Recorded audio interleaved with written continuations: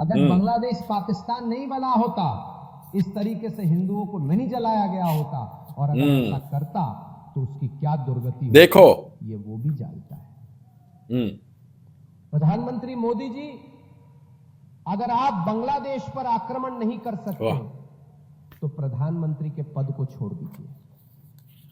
हम धर्म सैनिक अपने धर्म युद्ध से बांग्लादेश को वापस अखंड भारत का हिस्सा बनाएंगे। यह सब पाकिस्तान का मुल्ला आसिम मुनीर करवा रहा है। जब तक आसिम मुनीर पाकिस्तान में रहेगा तब तक भारत संकट में है। बांग्लादेश है वो पार्ट ऑफ पाकिस्तान है। इसके द्वारा पाकिस्तानी फोर्सेस जो है वो ढाका में लैंड होंगी। पाकिस्तान के फाइटर एयरक्राफ्ट और सबमरीन्स भी ऑपरेट होंगे। पाकिस्तान के फोर्सेस, पाकिस्तान की एयरफोर्स, पाकिस्तान के लोग वहां पर तैनात होंगे। अस्सलाम वालेकुम दोस्तों, मैं हूं एहसान खान और आप देख रहे हैं यूट्यूब चैनल एहसान रिएक्शन विद एहसान। दोस्तों, दो वीडियो हैं जो हमने देखनी है। एक योगी आदित्यनाथ की है जो उन्होंने बांग्लादेश को कहा है कि अपने साथ मिला लो, हिंदुस्तान के अखंड भारत कर दो। और फिर एक उन्होंने दूसरी वीडियो भी है जिसमें पाकिस्तान की नेवी है, पाकिस्तान के जो एयरक्राफ्ट हैं, वो इंडियन मीडिया ही कह रहा है कि अब वो बांग्लादेश में जाएंगे और वो बांग्लादेश के साथ मिलकर हिंदुस्तान के साथ जंग युद्ध की जाएगा।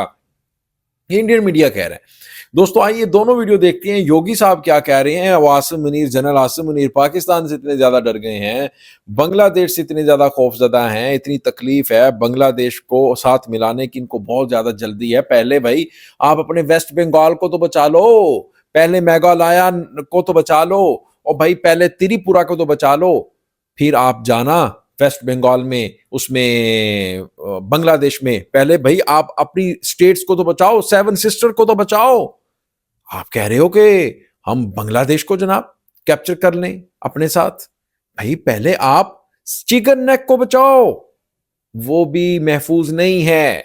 सेवन सिस्टर्स आपकी महफूज नहीं है। आप कहते हो कि हम बांग्लादेश को मर्ज कर लें। भाई शर्म करो। आइए दोस्तों वीडियो देखते हैं, फिर हम इसके ऊपर बात करेंगे। जुड़े रहिएगा आखिर तक, इस वीडियो को जरूर देखिएगा। 3, 2, 1 ईस्ट पाकिस्तान और वेस्ट पाकिस्तान दोनों अभी एक तरह से एक हो रहे हैं भारत के खिलाफ, एक तरह से जिहाद करने के लिए। सबसे सोचने वाली बात है कि ये दोनों चीज जो इम्पॉसिबल चीज दिखती थी कि बांग्लादेश जो है पाकिस्तान के साथ हाथ मिलाएगा, ढाका और Islamabad strategic and defence partnership sign करने की बात कर रहे हैं। इन्होंने एक टास्क फोर्स बना लिया है और ये चीज ऐसा है कि मोहम्मद यूनुस इसको फैसिलिटेट भी कर रहा है। उसने बोल दिया है कि जो नई गवर्नमेंट आएगी वो इसके ऊपर एक तरह से निर्णय लेगी, पर इसके लिए बातचीत चालू हो चुकी है, मैकेनिज्म बातचीत चालू हो गई है, सारे प्रोटोकॉल्स रेडी किए जा रहे हैं। हादी के जनाजे पे आपने देखा कि कैसे मोहम्मद यूनुस भी उधर जाके इन्फ्लेमेटरी भाषण दे रहे हैं। वो बोल रहे हैं कि हादी आप हमारे दिल में रहोगे, हम आपकी जो इच्छा है एंटी इंडिया, हम उसको जिंदा रखेंगे। उस्मान हादी की जो सिस्टर है, उन्होंने भारत को बोला है कि 200 साल तक हम इनको छोड़ेंगे नहीं। मतलब आपत्तिजनक लैंग्वेजेस यूज किया गया। ये सडनली क्या हो रहा है? कहीं ना कहीं आप ये देखिए कि पहले शेख हसीना को हटाया गया, अब यूनुस चाहते हैं कि जमात की पार्टी जीते, जमात सत्ता में आ जाए और जमात ये जो एग्रीमेंट है वो इस्लामाबाद के साथ कर सके। जमात तो ये भी बोल चुका है कि बांग्लादेश है वो पार्ट ऑफ पाकिस्तान है। तो और ये वही जमात है जिन्होंने 1971 के अंदर पाकिस्तानी फोर्सेस को सपोर्ट भी किया था। तो एक कॉजी पाकिस्तानी रूल आ जाएगा ढाका के अंदर। और मेरा ये मानना है कि ये जो इम्पॉसिबल टास्क है करने के लिए अमेरिका वहां पर एक तरह से इन्वॉल्व है, उसके अलावा चाइना भी इन्वॉल्व है, टर्की भी इन्वॉल्व है। अब में ये सबसे बड़ी बात है कि टर्की कैसे इन्वॉल्व है। टर्की के ड्रोन्स, जो बलात्कार ड्रोन्स है, कल वो एक तरह से उड़ते हुए पाए गए बांग्लादेश के अंदर, वो भी आर्म ड्रोन्स थे। टर्की ने लाल मोनिरहट जो एयरबेस है उसको भी रिवाइव किया है। चाइना ने उस बेस के अंदर अपने जो ट्रैकिंग सिस्टम्स है, जो मिसाइल गाइडिंग सिस्टम्स है, सब उधर प्रोवाइड कर रहा है। आप उस हैंगर में 12 एयरक्राफ्ट को आप उसको तैनात कर सकते हो। चाइना से बात कर रहा है पाकिस्तान और बांग्लादेश की वो उनको फाइटर जेट्स दे, और बांग्लादेश को तो J-10C fighter jet aircraft offer भी कर चुके हैं। चाइना और वेस्ट दोनों ही इन्वॉल्व है ताकि भारत के बैकयार्ड में एक प्रॉब्लम क्रिएट किया जाए कि बांग्लादेश का जो मिलिट्री एस्टेब्लिशमेंट है वो पाकिस्तान के साथ सऊदी स्टाइल डिफेंस जो अग्रीमेंट है वो क्यों चाहता है? क्या ढाका अपनी जो फॉरेन पॉलिसी है उसको मिलिट्री ड्रिवन बना रहा है? सबसे बड़ा चीज है कि जो आप बता रहे हैं कि सऊदी स्टाइल जो वो डिफेंस एग्रीमेंट की बात कर रहे हैं, इसके द्वारा पाकिस्तानी फोर्सेस जो है वो ढाका में लैंड होंगी, पाकिस्तान के फाइटर एयरक्राफ्ट और सबमरीन्स भी ऑपरेट होंगे। भारत के बैकयार्ड में आप ये देखेंगे कि पाकिस्तान के फोर्सेस, पाकिस्तान की एयरफोर्स, पाकिस्तान के लोग वहां पर तैनात होंगे, जिससे भारत को एक खतरा होना ही है।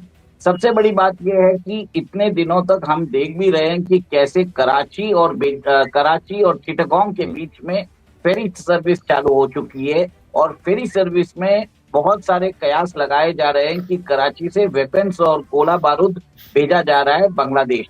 बट सबसे बड़ी बात यह है कि भारत को घेरने के लिए आज आप ये देखिए कि बांग्लादेश के अंदर पाकिस्तान साथ में आ गया है, टर्की आ गया है, चाइना आ गया है, अमेरिका आ गया है, सब लोग साथ में आ रहे हैं। चाइना भारत के अगेंस्ट है और बांग्लादेश को तैयार कर रहा है भारत की बैकयार्ड में ताकि प्रॉब्लम हो सके।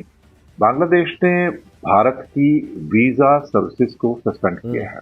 जी हाँ, ये क्यों हो रहा है? दरअसल एक प्रोटेस्ट बांग्लादेश के हाई कमिश्नर के सामने होता है भारत के अंदर, और उसको लेके काफी कुछ आक्रोश बांग्लादेश में अब हो रहा है। अब वहां पर उस्मान हादी की हत्या हुई है, एक हिंदू युवक की भी हत्या हुई है, और दिल्ली में बांग्लादेश के हाई कमीशन के बाहर हुए प्रदर्शन पर बांग्लादेश ने अपना रोष व्यक्त किया। और इसे किस रूप में देखा जाए? मुझे लगता है कि भारत और बांग्लादेश को बैठकर बात करनी होगी। सिर्फ स्टेटमेंट देने से कुछ होने वाला है नहीं। डेली स्टार की जो रिपोर्ट आती है वो कहते हैं कि जो शेख हसीना के जाने के बाद जो पॉलिटिकल चेंजेस हुए हैं, उसके बाद से भारत और बांग्लादेश के रिश्तों के बीच में लगातार टेंशन बनी हुई है।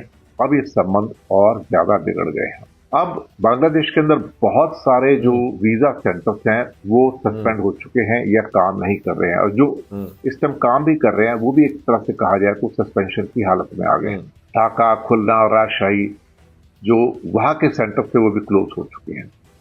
अब दिल्ली में बांग्लादेश हाई कमीशन के पास एक विरोध प्रदर्शन होता है।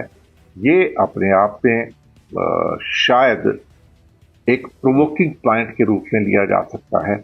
और दिल्ली तो दोस्तों, आपने ये वीडियो देखी है, आपका इसके बारे में क्या कहना है? फीडबैक जरूर दीजिएगा, कमेंट सेक्शन में जाइएगा, कमेंट कीजिएगा। मिलेंगे आपसे नेक्स्ट वीडियो में, तब तक के लिए अपना और अपने इस चैनल का बहुत ज़्यादा ख्याल रखिएगा। अल्लाह हाफिज़।